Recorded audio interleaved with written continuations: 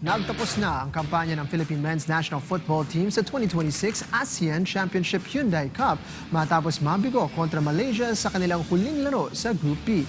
Para sa detalye, may ulat si teammate JB Junio.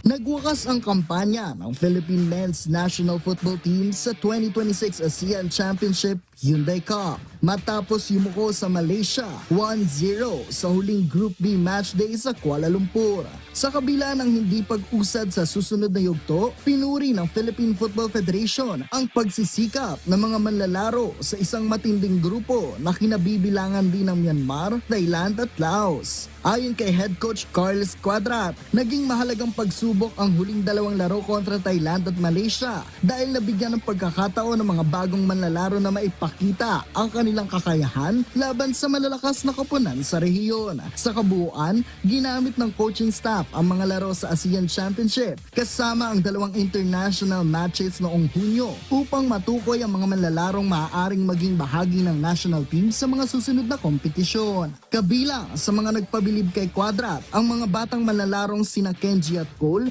na nagpakita ng potensyal para sa hinaharap ng national team. Samantala, naging makabuluhan din ang huling laro para kay Patrick Dato na nagpaalam na sa Philippine National Team at matapos ang kanyang huling paglalaro sa harap ng puno at masiglang stadium sa Kuala Lumpur. Sa kabila ng pagtatapos ng ASEAN Championship campaign, may dalawa pang tournament ang nakaharap sa Pilipinas ngayong 2026 kung saan umaasa ang koponan na makabawi at makabalik sa winning track. JB Junio para sa Atletang Pilipino para sa Bayan.